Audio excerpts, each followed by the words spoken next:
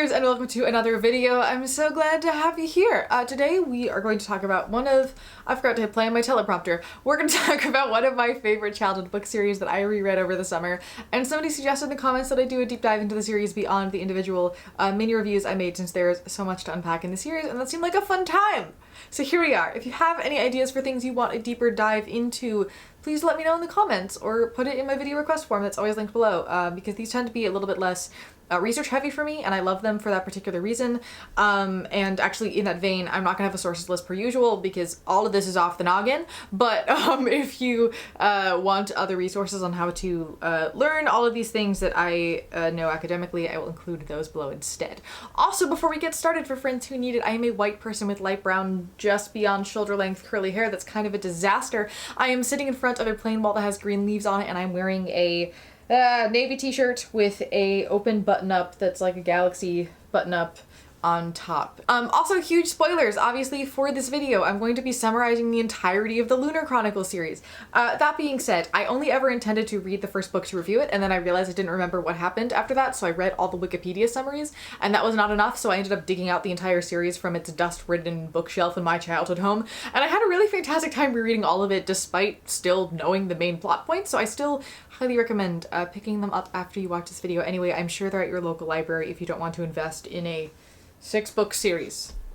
There's a lot of books. The world building and the flow of this story are really crisp, and even when you know what's happening, you also kind of don't. It's really incredible in that way. And they also primarily have short chapters, so it feels less like a commitment, which really helps a lot when it comes to tearing through an entire series, in my experience at least. Anywho, the Lunar Chronicle series. It was written by Marissa Meyer. It is a futuristic science fiction young adult series from the 2010s that also sort of folds different fairy tales into it in a way that I can only describe as being semi-into the woods-like ish, and it primarily centers young women, with each main book being titled the name of a different young woman character based loosely on a fairy tale protagonist. There are 4 main books: Cinder, Scarlet, this is great, this is going well, Cress, and Winter. These are the 4 main ones, and then we have a 0.5 book that goes between book 3 and 4, but it's actually a prequel. Anyway, that one's called Fairest, that's this one. And then there's also this book of short stories called Stars Above that I won't be including this analysis at all because I didn't really find anything new and disability oriented in it, so we're just not going to talk about it, but it also does exist. But the reason the series has ended up getting a full set of reviews and now a full video is because it is based on fairy tales, which almost universally include disability. There's an abundance of disabled characters and storylines to unpack in the series, and I think that's really cool. They're also almost universally handled fantastically, and I'll bring up different conversations about different things. So it's great, and we're going to be here a while, and it's going to be fantastic. A quick fairy tale side quest to answer the why do fairy tales almost universally include disability question. Not that there's a solid answer to that, but there are a few ideas. Also, I wrote this before I realized that there aren't as many disability heavy fairy tales used in this as I thought there were. But fairy tales in general tend to be very disability heavy. That's beside the point. If you want to learn more about the history of disability in children's literature, folktales, fables, and fairy tales became children's literature long after they were created. They were not originally made explicitly for that audience, but they are intrinsic to the history of children's literature, so that's why they're in that video. I do have a video about that I will link above. I think it's on the side. I will link above that you should go check out. But basically, there are 2 different things to point to when it comes to disability in fairy tales. The first is disability in folktale. Humans communicate via stories. This is how we create understanding of things. So it makes sense that the foundations of a lot of our oft-repeated stories are explaining unknown things like why some children are born different and why people get sick. Particularly since historically various kinds of disabilities were likely more common due to lack of medicine and medicinal knowledge, so there was a great need to explain these things via story. This is part of why there are some folktale explanations of specific disabilities that have existed in most cultures across nearly every continent. Changelings are a really great example of this phenomenon. The second thing is that fairy tales as a specific genre were created initially for adults in the late 17th to mid 19th century, primarily as fables for upper class adults to teach proper behavior and to discuss in salons. This is around the era where disability as a categorical term is beginning to be socially defined in relation to capitalism, and there was great anxiety around bodies that are different, so I would assume that many of the folk tales did not initially have disability, disability, but then added it in or altered it when they became fairy tales. Also, disability has always been used as a very explicit metaphor, more than it is used as lived experience in storytelling, so it would make sense that we would see it pop up in this way in these kinds of stories from this era.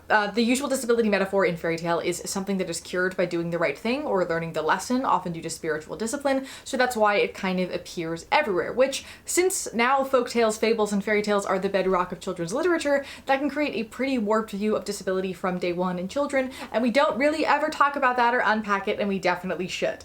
But back to the topic at hand. We're gonna just go through each book individually in order, and I'm gonna organize them in chapters below so you can know where we are. Book 1 of the Lunar Chronicles is called Cinder. It was released in 2012, and this summary is going to inevitably be the longest because there's a lot of world building that we need to cover. So, all right, this book is so beat up. I have had this since middle school. Anyway, so our main character is Lin Cinder. She's a 16-year-old who lives in New Beijing.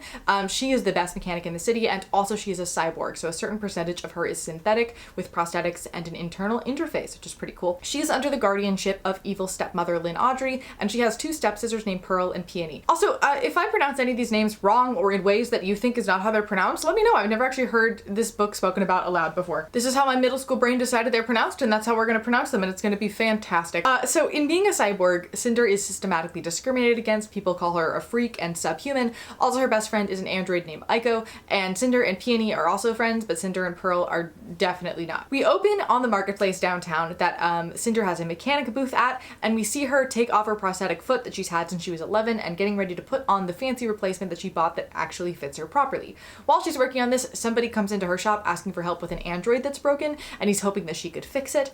Also, this person happens to be Prince Kai, who is the son of the Emperor of the Eastern Commonwealth. Kind of a big deal. She quickly hides the whole foot situation so as to not let him know that she's a cyborg, and she takes the android. They have a little conversation, and then he leaves. Later in the afternoon, there's this outbreak of letumosis at the market, and letumosis is a highly contagious plague that's like functionally the bubonic plague with a different name, and it has been a constant problem for years and has been killing a huge portion of the global population. Everybody at this market should have been quarantined after this, but Cinder instead decides she doesn't have time or money for that, so she sneaks back home where she sees her stepfamily getting dresses fitted for a ball that is being hosted at the palace. Her stepmother tells her that she cannot afford to get Cinder a dress nor get a part to fix their hover, which is like the cars that they use in this world.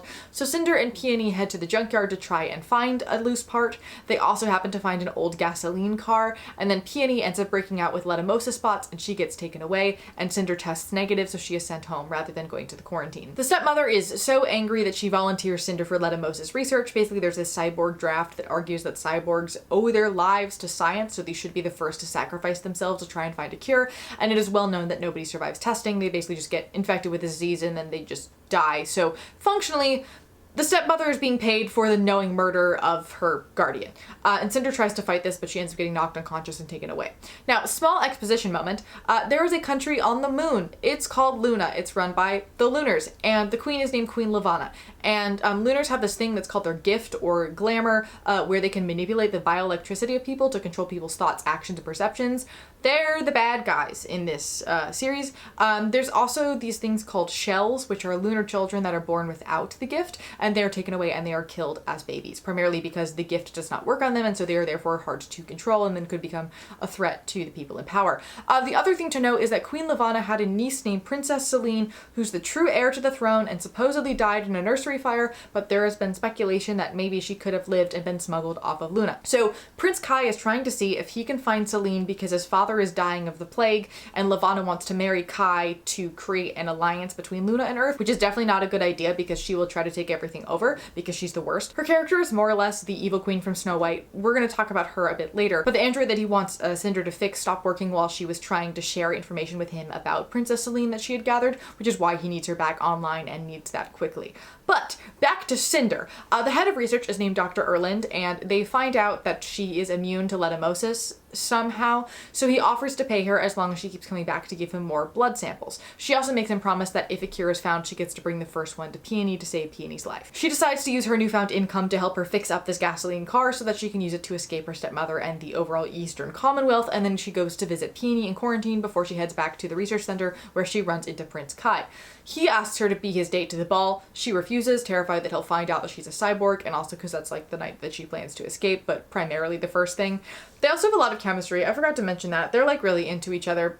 Anyway, Dr. Erland tells her that the reason that she is immune to the plague is because she is lunar and probably a shell. So she needs to make sure that she stays away from the palace while Queen Levana is visiting, because she will be found and she will be killed, because Levana doesn't like shells, and she also doesn't like lunars who have secretly defected and gone to Earth, because it's illegal for the lunars to travel to Earth. I forgot to mention that. Think of Luna like an authoritarian dictatorship sort of situation where all the borders are closed except it's the moon. Anyway, while working on this android, Cinder finds a really weird chip in it that she pulls out, which fixes the android. So Cinder decides, why not? It's really urgent. So she just goes to return it to the palace, even though Levana has already arrived at the palace. And Levana spots her and is able to tell that she is not able to be manipulated. Well, she is able to be manipulated, but then she's able to override that. And Levana is not pleased.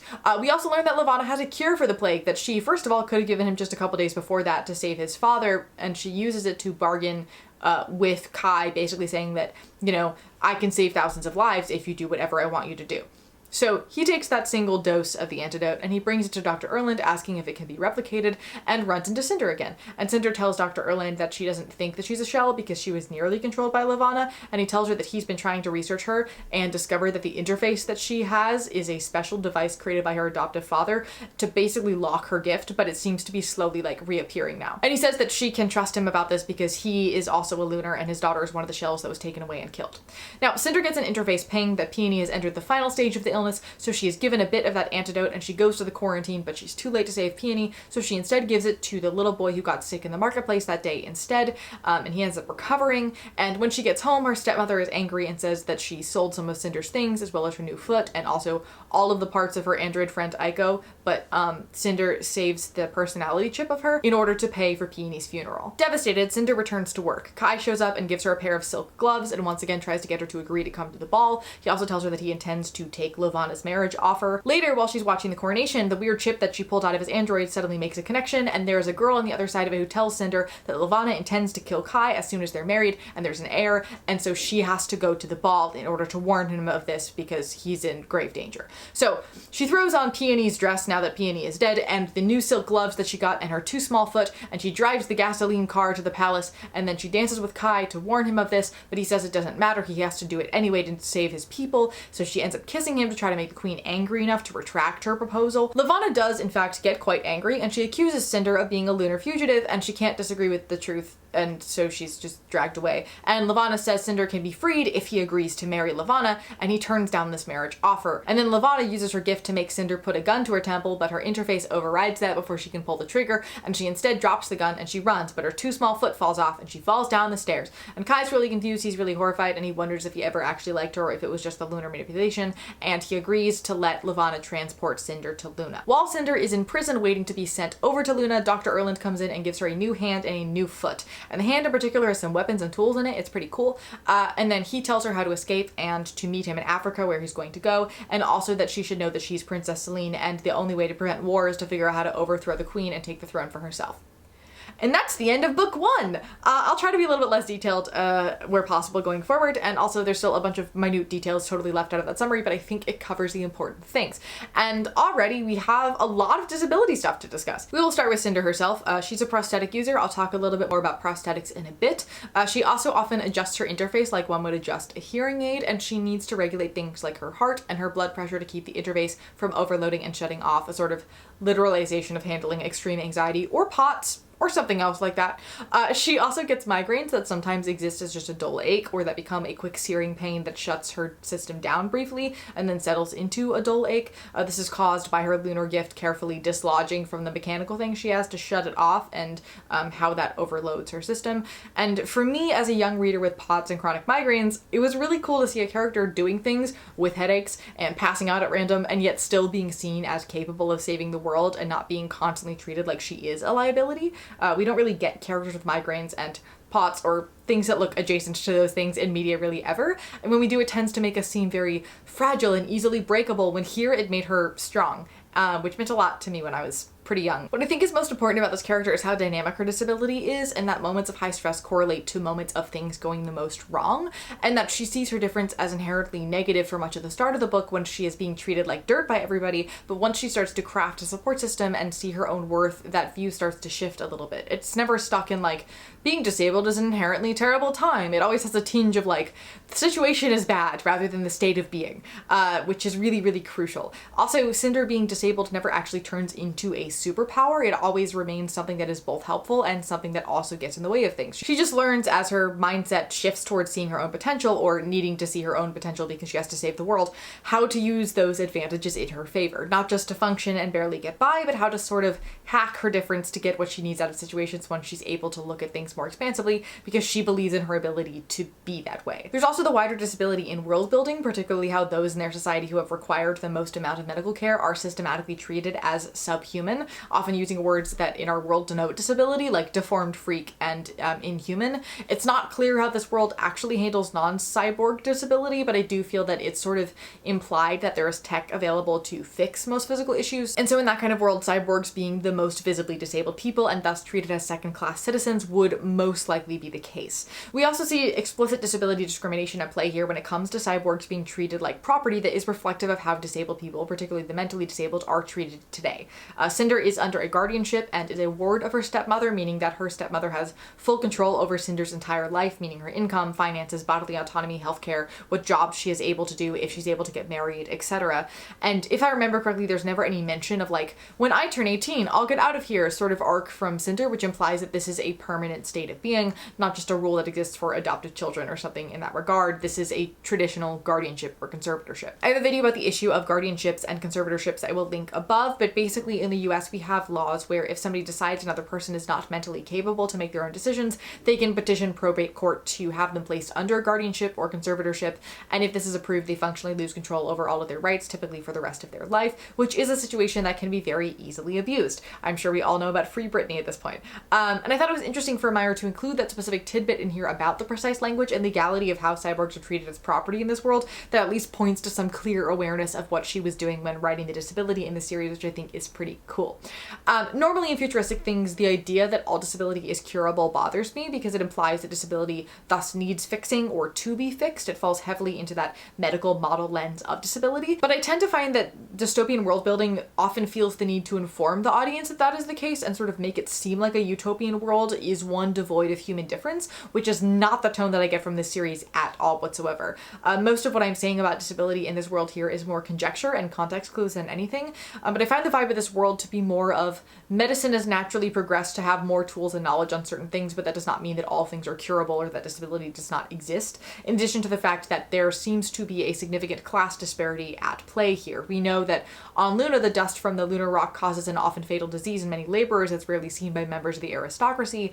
We also see Cinder unable to afford to upgrade her prosthetics in size as she grows in size, meaning that healthcare in that sense is not universal.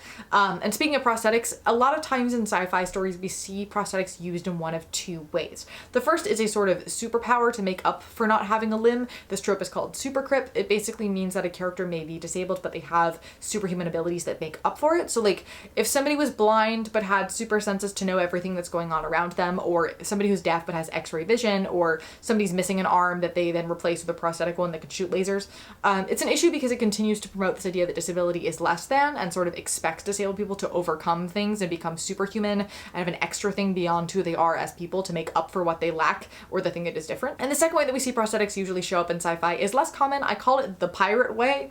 It basically means that it exists because it looks cool and it makes a thing feel like the genre that it is, but is rarely actually engaged with as something of importance or something that would impact their day-to-day life. And that can be complicated, right? Like a pirate who has worn an eye patch for 7 years might be pretty good at just using one eye for things, so it usually doesn't impact them anymore. And I always lean toward the benefit of the doubt on this one, but sometimes it does feel like that media just throws disability in that way for aesthetic value without thinking about what that actually might mean for the person experiencing it, which would inherently strengthen the character and the story were that to be explored, in addition to creating stronger representation. I find that Cinder kind of does neither of those two things, or when it sort of does, it walks the line quite fairly. Like, yeah, Cinder does get a fancy prosthetic at the end of this book with a wrench and a tranquilizer gun in it, but it's treated as much like a novelty and a thing only rich people have access to that is custom made in this world as it would be in ours. It also feels earned earned. Like, we saw her using regular prosthetics for most of the book and they were perfectly functional and they didn't bother her that much. She's just now getting an upgrade that feels warranted to me, rather than most superhero situations where like an injury happens and it's immediately expected that they'll get something futuristic and cool to make up for it. When here she was just given what was medically and monetarily available, and then once it was time to like commit some crimes to save the world, she gets an upgrade. But also an upgrade that I think would more or less be logistically possible even in today's world for the super rich, so it's not too far out there. The book also mentions prosthetics being uncomfortable and getting broken and needing maintenance, and in later books, things get super broken and get in the way of her ability to do things, and she needs her entire crew to function as a repair team to figure out how it works so that she has the ability to use her limbs again. It's not like a perfect system that's constantly running well. They just pivoted a lot of her battle injuries to being tech issues rather than like skin that needs to heal, which again felt very thoughtful and deliberate to me. We could also look at the classification and treatment of lunar shells through a disability lens, and that there are strong undercurrents of infanticide and mercy killings. These children are born atypical in that they are unable to do a certain thing that is perceived as normal by society, and thus they are seen as dangerous, and so they are taken away, with many parents willingly giving them away because they don't want a child who is like this or feel that that child should be put out of their misery, and it's the right thing to do. We also learn in later books that many shell children are not in fact killed, but instead used for medical experimentation, which is not unlike the actual things that have happened at institutions over the course of history. I will also briefly mention Aiko as the robot friend of Cinder. She has a glitchy personality chip that makes her sometimes forget that she's not a human. There's a sort of tradition in media to treat robot characters as autistic-coded humans, in that they use different speech patterns, they don't understand things like sarcasm or humor or the emotions of other people, they communicate in a way that is very matter-of-fact and often misunderstood, etc. And Aiko very much falls into this camp as we see her slowly learn more and more about how humans function over time, but she primarily does that via collecting data. And this is more of a genre-specific expectation than anything else, but regardless, I thought it was quite well done, particularly in how she is often treated by others as a broken robot, while Cinder and friends treat her as if she's just different and accommodate that and validate her feelings and everything like that, even though she is a robot. In regards to how the book itself reflects the disability present in the original story, Cinderella doesn't really have one that could have reflected in this one, so this particular choice is more or less completely organic, but I think the coolness of including disability when it's not strictly necessary aside, it is just a cool, like, sci-fi-esque take on the original story that is a little odd and a little unexpected, which sets up the story for success. It tells you that this is a retelling of a classic story, but it also really isn't at the same time, and I like that a lot. But yeah, on to the second book we go. Great. All right. This one's called Scarlet. There's dust everywhere. What's happening? My goodness. This one's called Scarlet. It was released in 2013. I did not end up reviewing this one in my series because I felt like it didn't majorly expand on any previous disability things beyond what I talked about in book one, nor did it really introduce anything new in a disability sense. I do have one thing about it, but I didn't feel like it was enough to warrant an entire review, but we'll talk about it. For a basic plot summary, for continuity's sake, we meet this girl whose name is Scarlet. She lives on a farm in rural France, and she's stressed about her grandmother who's been missing for 2 weeks. She is very certain that her grandmother has been kidnapped, but the authorities say that she's just a crazy old woman. She probably like took her own life, or she left on purpose, and there's no use looking for her. On one of Scarlet's trips to deliver produce to various customers, she sees the restaurant playing footage of the Cinder at the ball fiasco on television, and people speak pretty badly about Cinder, and Scarlet does not appreciate that, so she stands up for the girl. She also meets this giant street fighter guy whose name is Wolf. When she gets back home, she sees her father, who she hasn't seen in years, clearly in distress after having seemingly been tortured, and he's going through every cabinet and drawer in search of something, and he tells Scarlet that the people responsible for hurting him have her grandmother, who has been hiding something that these people really want to find, and that he's looking for it. And the only thing that he's able to say about who those people are is that they have forearm tattoos, which Scarlet remembers that Wolf had a forearm tattoo, so she ends up going to where the street fights are to ask him about it. And he tells her that he has that tattoo because he used to be a part of a group that almost definitively does have her grandmother, but he's no longer a part of that group, but he offers to help her, and they head off to Paris together. On the train, they meet a man who turns out to be Wolf's younger brother, who's also in this group. He's a prick. He has a name. I'm just gonna call him Prick Brother because that's easier. He and Wolf fight at one point. Wolf almost kills him, and then Wolf and Scarlet get really close, and there's a lot of chemistry there. At this point, we cut to Cinder, who is trying to escape the prison so she will not be sent to Luna because that's a death sentence. She semi-accidentally teams up with another prisoner named Carswell Thorne, who's an American who stole a military spaceship. They escape prison together and make their way to a ship on which they escape the planet, but the ship's programming is a bit wonky, so they insert the personality chip of Aiko to be the computer that runs runs the ship.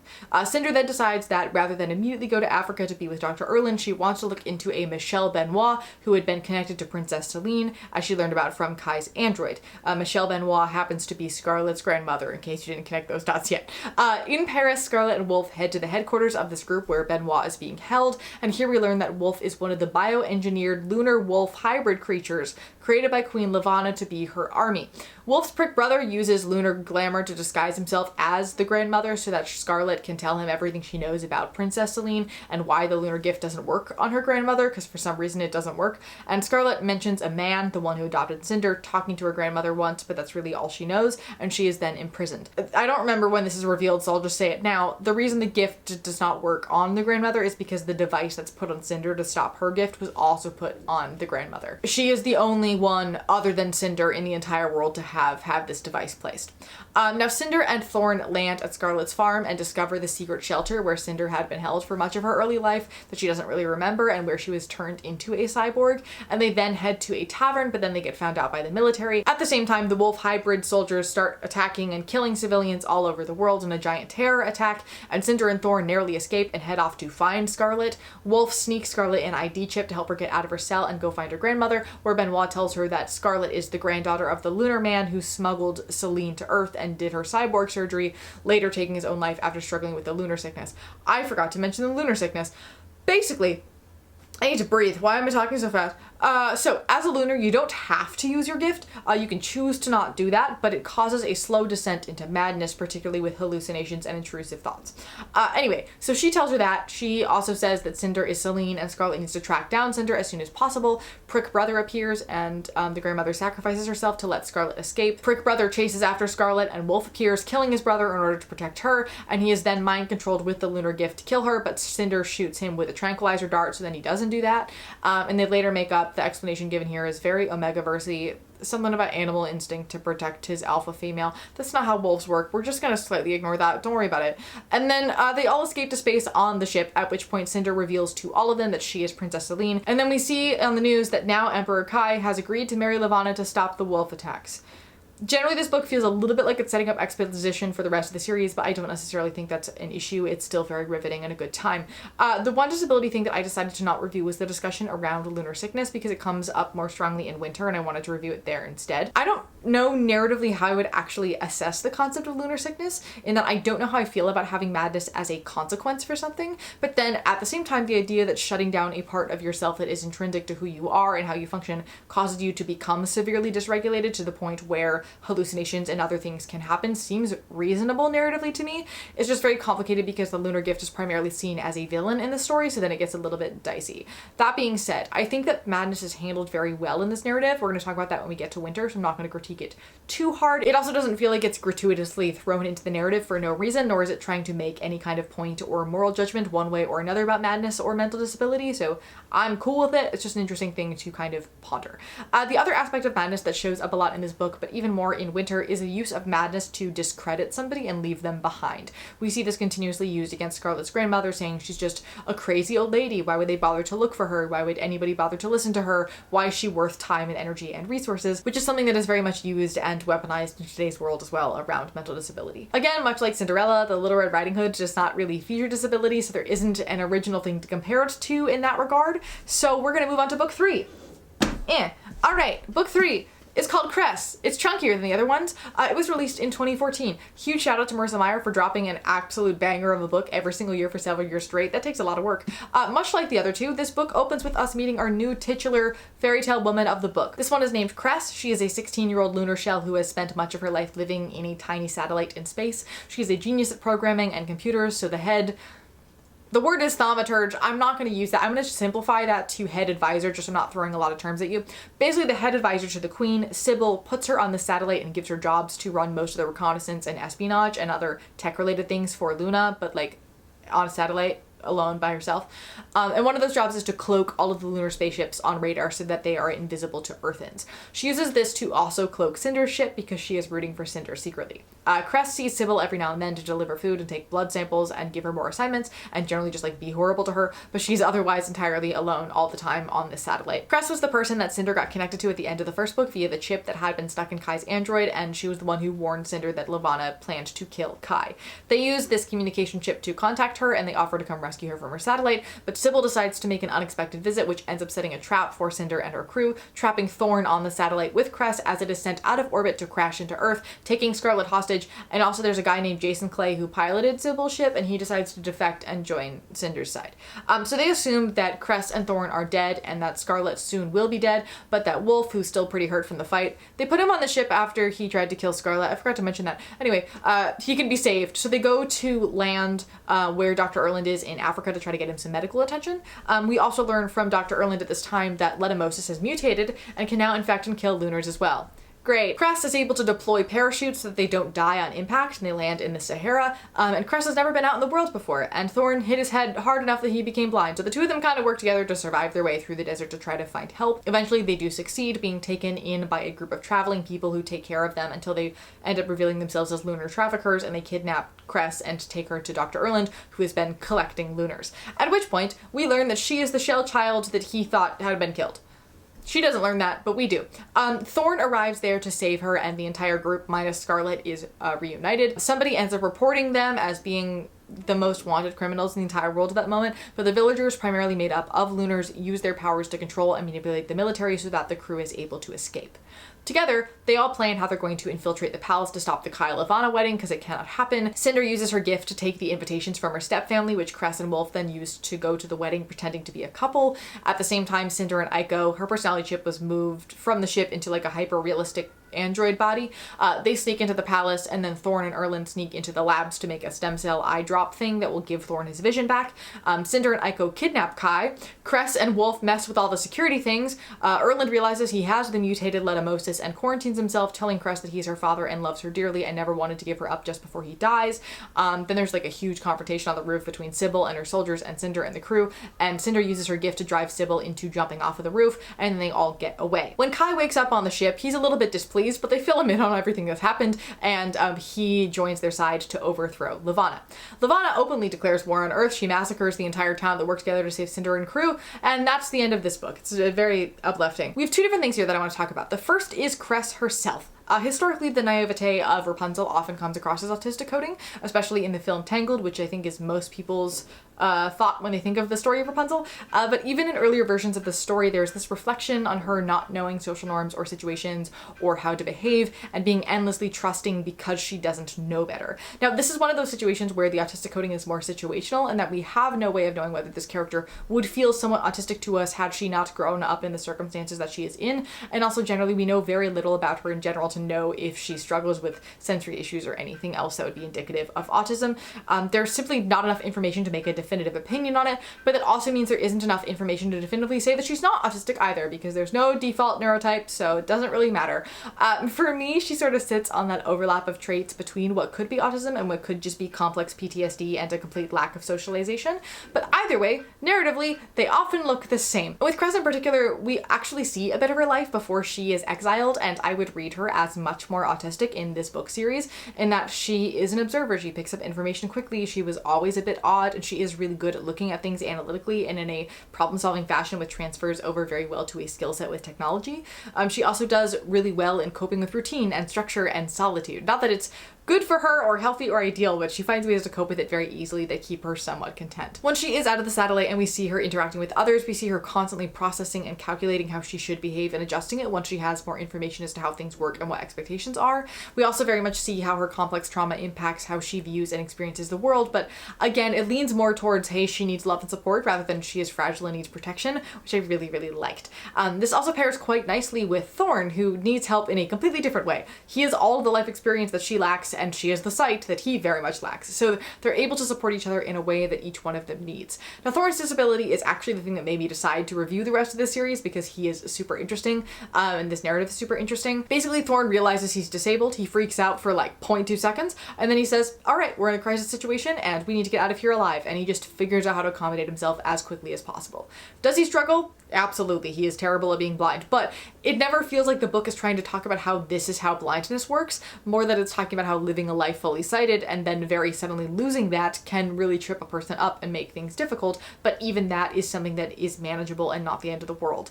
There are several lines where it sort of is like, he's very good at this thing despite being blind, which would in a regular situation be a frustrating thing to read, but in this particular situation is completely and totally warranted. He also accommodates himself very quickly. He's really only stumbling around lost for a very brief time before he like finds a walking stick and he learns how to be guided by people and how to guide himself. He also very easily gains skills. I mean, at the end of Cress, he's able to kill several people in battle just from Cress's audio description of where people are. But even before that moment, he's figuring out skills very quickly because he simply needs to. He doesn't spend time moping about his lost ability because he doesn't really have time for that, and there's kind of other priorities at hand. Like, yeah, he misses having sight, and he does ask Dr. Erland if there's a way to treat it, but that's not his number one priority.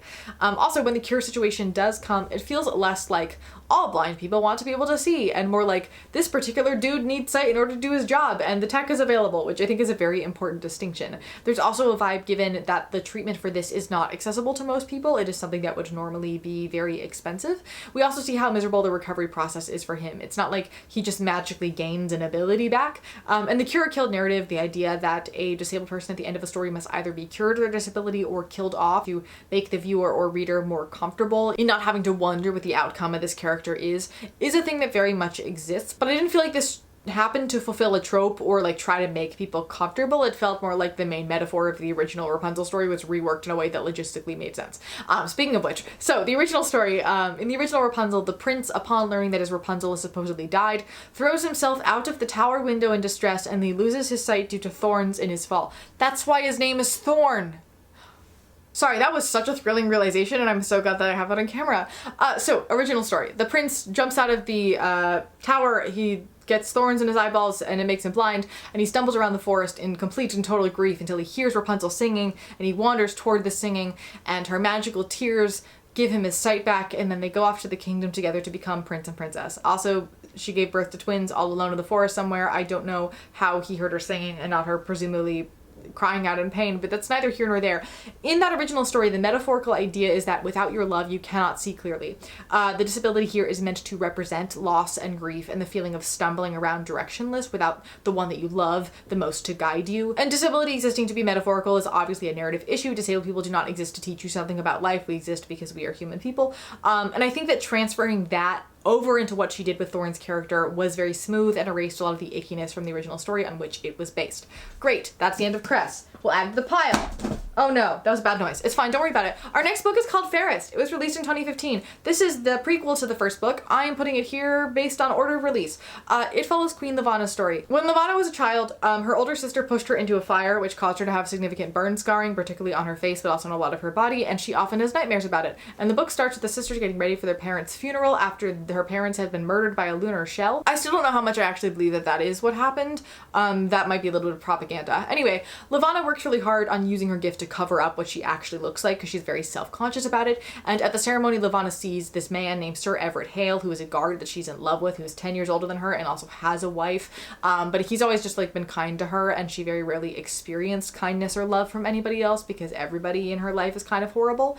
And Everett is at this memorial service with his pregnant wife, which really upsets Levana. A few weeks later, on her birthday, Everett gives her a necklace with the charm of Earth on it from both him and his wife, and she decides to convince herself that it is a loving gift from Everett and Everett alone because she doesn't want to act like the wife actually exists. But her older sister turns out to be an absolutely garbage queen, much preferring spending her time having relations with various guards and men in court than actually doing politics. But politics is something Levana is incredibly good at and finds great joy in. And in one meeting with the Lunar Royal Council, it is suggested that they release a deadly virus on Earth to weaken the population to give them more political power over the planet, as they would have a cure whenever they needed to utilize that cure to get what they wanted. Everett's wife ends up dying due to childbirth to a daughter named Winter, and Levana decides that this was meant to be so that she and Everett can be together, and she tries to get him to love her, but he declines on multiple occasions, and when that is not effective, she decides to start using her gift to manipulate his mind instead, to force him into doing things with her, and eventually they get married. Her older sister is obviously very furious with her for marrying a lowly guard, but also announces that she is pregnant and has no idea who the father is. And Levana is unable to get pregnant. She struggles a lot to be a quality mother to Winter at the same time, and so her self-loathing and jealousy of her sister just continues to grow. Now, after her older sister has the baby, whose name is Celine, Levana thinks about killing the girl, but then her sister suddenly falls ill and dies, so Levana becomes regent until Celine turns 13 when she's meant to take over the throne, and Levana decides, you know what, I'm a really great ruler. In the sense of productivity and money in politics, she's just like greedy and authoritarian and everybody fears and dislikes her, but she loves it. So she fears Celine growing up and taking over the crown from her. So she decides to manipulate Celine's nanny into making choices that lead to the nursery catching on fire while Levana is at the doctor with Winter to kill Princess Celine. As Winter grows up, she becomes close friends with a little boy whose name is Jason, the son of her father's best friend, and Levana becomes increasingly jealous of the love that Everett shows Winter, as well as how much the court talks about Winter's natural beauty and how she is more beautiful than the queen herself. At one point, she ends up deliberately scarring Winter's face to make her less beautiful out of jealousy. And she and Everett have a huge fight after she confronts him about how he'll never feel the same about her as she feels about him. And he basically is like, how can I? I don't even know what you look like. And he felt like if he didn't marry her, she'd have killed him and he wouldn't be able to be there for his daughter. So he just chose what he had to do.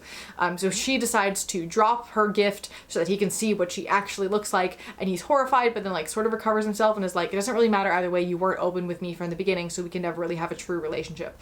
And so in anger, Levana orders all the mirrors in the entire kingdom to be destroyed and commissions special no reflect glass to replace all the glass in the palace so nobody will have to see what she truly looks like. She also decides that in order to make an alliance with Earth to get what she wants, she will marry the newly widowed emperor of the Eastern Commonwealth and thus must get rid of her husband, and so she does. And that is the end of this book.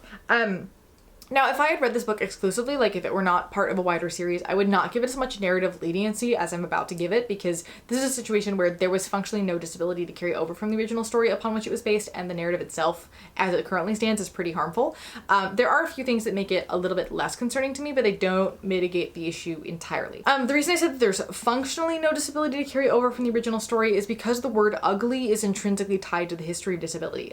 For about 100 years in the United States, there were laws called the Ugly Laws that made it illegal for visibly disabled people to be seen out in public, and if they were, they risked involuntary institutionalization. Ugly as a word is and was often used as a shortcut to describe facial differences and other physical atypicalities in particular, so to some degree you could argue that Snow White's evil queen's obsession with beauty is an obsession with perceived perfection, which societally means a lack of disability. So I understand where this idea of Levana being disfigured and wanting to cover that up would tie into this narrative naturally. Where I think this stumbles as justification is the fact that the word ugly never actually appears in the original Snow White story.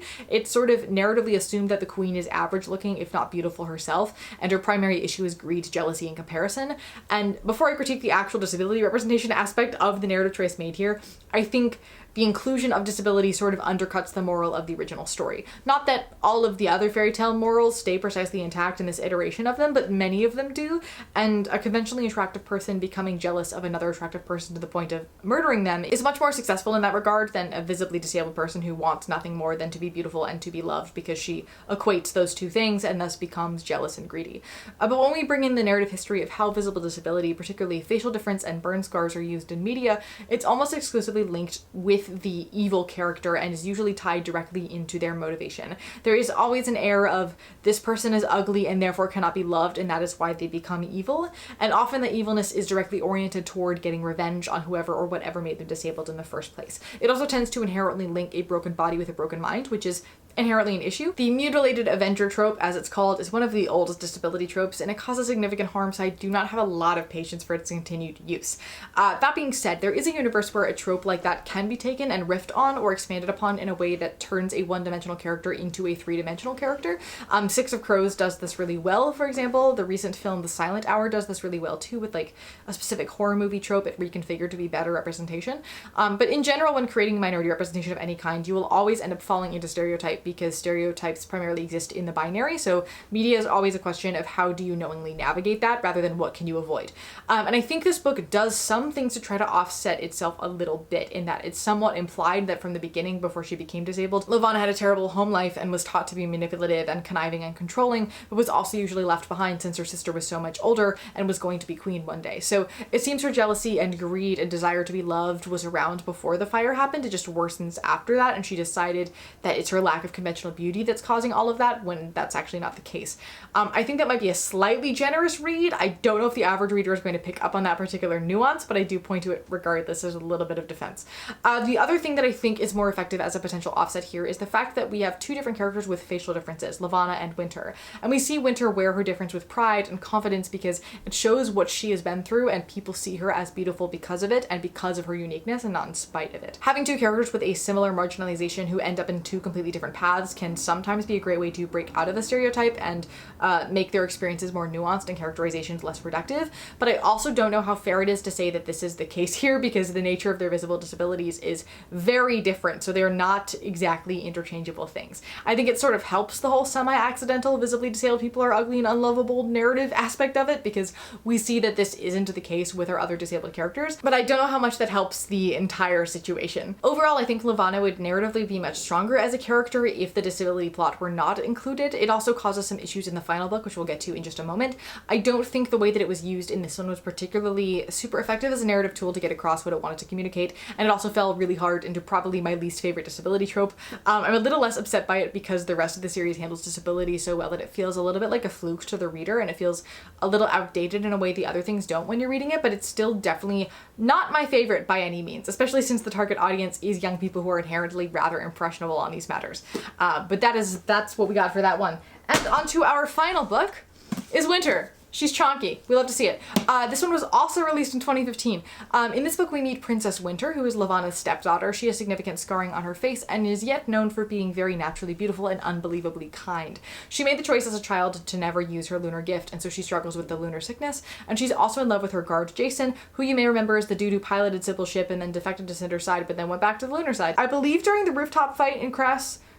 I don't remember. He defects back to the lunar side so that he can be with Winter, who he would do anything to protect because he loves her. And when Jason gets back to Luna, Levana decides to assign him as Winter's personal guard, and Winter spends a lot of time in her menagerie, which is a zoo of sorts in the palace where she keeps various animals. One of the creatures in a cage in her menagerie is Scarlet, who she views as a friend and treats very kindly, though Scarlet doesn't quite trust it because she's being held captive like a zoo animal. Levana's new head advisor, since Sybil is now dead, proposes marriage to Winter and she refuses, so Levana orders Jason to murder her. He instead decides to free Scarlet and tell her to take the princess as far away as she can to protect her for the time being, and ends up killing one of the other animals in the menagerie instead, using that to fake Winter's death. The wedding of Levana and Emperor Kai has now been moved to Luna so that Levana has ultimate control over the security aspects of it, because the previous wedding did not go very well. And when he arrives on Luna, they have his ship searched, knowing that Cinder and crew are probably on board, which they are, which causes a huge fight, but they end up escaping and heading to the outer sectors of Luna as well, specifically to Wolf's childhood home. There they find Winter and Scarlet and begin to plan their revolution and recruit people to their cause. Cress then hacks the broadcast system to play a message from Cinder telling people to fight back, which Levana responds to by taking Wolf and Cinder hostage, and the rest of the group ends up splitting up. Scarlet and Winter go to find the rest of the Wolf lunar army to try to get them to turn on the queen. Thorn and Aiko go to the palace to try to free the others, and Cress and Jason go somewhere else I didn't write down. That's not important. The soldiers initially are not fans of Scarlet and Winter, but they end up kind of inspired by Winter's commitment to honesty and not using her gift at the cost of her own mental well-being, and so they decide to help the cause. This also ends up alerting Levana to the fact that Winter is in fact not dead.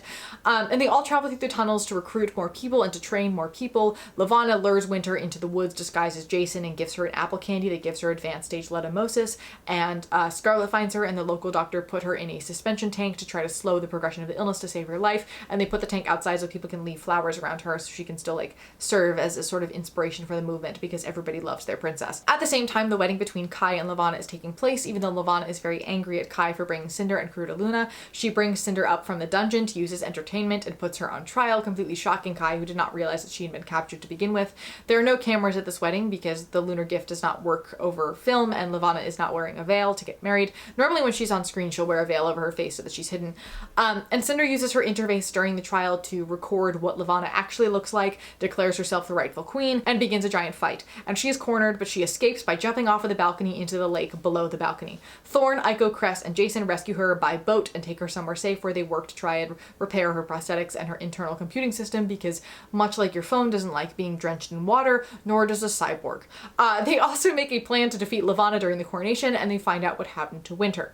Cress and Thorn sneak into the coronation while Cinder, Jason, and Aiko steal the plague antidote from the labs and travel to the quarantined outer sector where they cure everybody who is ill, and then the ragtag revolutionary group all march to the palace, gathering support from all the other sectors along the way. They get to the palace as Levana is crowned the Empress of the Eastern Commonwealth, and they begin a giant battle that is incredibly messy and has a giant death toll. And while this is happening, Cress breaks into the broadcast system and plays Cinder's video, which shows how hideous Levana truly is, which is so jarring to all of the lunar advisors that they lose hold of their grasp on people's bioelectricity, suddenly beginning to lose the fight. Jason tries to make sure Winter is not involved in this battle because of how mentally fragile she is and worries that she'll have a breakdown, but the guy who proposes to her uses his gift to try to force Winter to kill Jason, and Winter instead uses her gift to force Scarlet to kill the guy who proposed to her, and then she has a psychotic break because that takes more energy than she is able to give. Or has, because she's not really trained in how to use her gift properly. Meanwhile, in the throne room, there's a face-off between Levana holding Thorn hostage and Cinder. They battle until Levana surrenders, only to stab Cinder in the chest, who at the same time shoots and kills Levana, but Cinder survives because I think the reason is that her heart is kind of synthetic and so it's able to be fixed or something like that.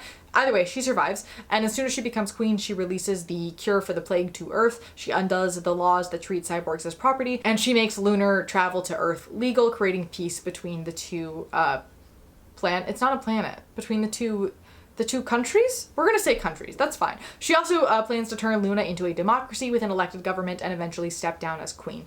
Also, Winter finally wakes up after a very long time and agrees to try a device like Cinder's to try to stop her gift in order to protect her mind, and she becomes a lunar ambassador to Earth. And all of the couples live happily ever after. Now, the first disability thing here, just to wrap up the Levana conversation, I don't feel fantastic about them using footage of what her disabled body looks like as a sort of like jump scare situation to get the upper hand in the battle. I understand the general goal was to disillusion the Lunars and make them realize that they don't actually know who the queen is and that she's just been lying to them and that they've been controlled by her and that they're afraid of somebody who's fundamentally just a person at the end of the day.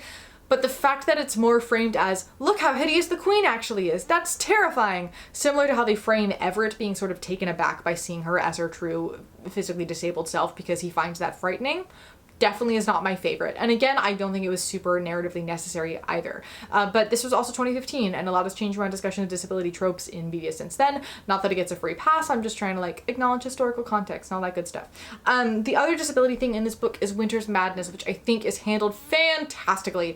It does a really wonderful job of blurring the lines between what madness and sanity actually is, and it makes her condition very fluid. She often flares in stressful or traumatic situations, particularly tying into the level of control that she feels in a given situation. She also has different shades of depth into hallucinations where she sometimes can tell that they're not real and sometimes can't tell that they're not real. It also frames her disability like a lot of the physical things are framed in this series. Not the most helpful thing, not the worst thing in the world. It works to her advantage sometimes. She'll often use the fact that nobody takes her seriously to her advantage, and it's fantastic. And other times it becomes a hindrance, but she's never seen as weak or fragile or a damsel in distress. She just like needs help sometimes the way that everybody else needs help sometimes. I also really liked how she was just like weird as a character, so there were many times when she would say something and characters would assume she was having a hallucination or just talking nonsense when she was actually just explaining something in a different way, which often worked to their advantage, so they began to take her more seriously as the book went on, which is really cool to watch. The one thing I think is most important to point out is how easily this could have become a superpower situation. It would have been so easy to make it so that she can see into the future or something in that regard, as is often like the palatable narrative for hallucinations in media. I almost expected that when she was first introduced as a character, but it was instead very grounded and just like a thing that existed and impacted her life. It wasn't magicalized, it just was. But that, I'll add to the plot pile, is our series. Again, there are Stars Above, which is over there. That's a lot of short stories about different characters and expanding on different stories that you should also check out. Overall, in case my feelings haven't been particularly clear from this analysis, this book series kind of crushed it when it comes to disability representation, especially for when it was written. The 2010s was an era of a lot of young adult and middle grade books that included explicit disability and handled it in the most ableist way possible, but then got a lot of praise for it anyway because it was talking about it in any regard. And I feel like everybody just kind of ignored how great the series was in that vein, because it didn't do that, and I really appreciated that. But at the same time, this genre has certain expectations for how disability is introduced and utilized, primarily the super crypt making up for disability with superpower, but otherwise ignoring it except when it's specifically plot relevant. Not the times when it would like logistically be relevant to the plot, but the times when it feels like it needs to be relevant to the plot. A lot of older Marvel stuff fits into this category of representation pretty well, as does Arcane and other dystopian kinds of things. But this series grounded disability directly into its world building in a way that reflects how disability exists in today's world, and emphasized neither the positives nor the negatives of these disabled experiences. It just balanced them in a way that they would actually be balanced in that particular situation. The disabled characters' confidence in themselves and in their difference also directly correlated to how they were treated, rather than them just intrinsically feeling like disability is inherently bad. There were also so many moments when the various disabilities at play could have been turned into a superpower that I expected that, because that's what's inherently a part of the genre, that simply never happened. And I don't know what the rationale was behind that from an author's perspective, but I do think that it's really cool. Obviously, I'm not like super impressed with the Levana situation, but if you just ignore Ferris as existing as part of the series, she really only becomes a narrative issue in like a small handful of scenes, which at that point I would argue there's so much good representation and authentic seeming representation to sort of balance that out. But I think I've spoken enough at this point and my camera's about to die. I hope that you enjoyed this. I hope that you learned something. Please go read this series. I cannot recommend it enough. Like, these summaries do not do the stories justice, so please go and check them out. They read really quickly, so it doesn't feel like an excessive commitment, I promise. Also, there's a lot of like fun love story stuff that I left out here in this analysis because that didn't seem super important. There is something to be noted about the amount of disabled people that do find happy love and partners and stuff also, though, which is important that I guess I didn't mention. I think my particular favorite thing about the series is how it emphasizes the guilt and stress and pressure that is on Cinder's shoulders, and how she needs the support of her friends to be able to do the things that she needs to do, but even then, like, this shouldn't be her responsibility. She's a child. It's a sort of like activism exhaustion that I don't think is portrayed enough in media. But yeah, that's all I got. I'm gonna shut up now. As always, thank you for being here. Thank you for being. Remember, critical thinking is really sexy, and I look forward to seeing you, my dear, in the next one.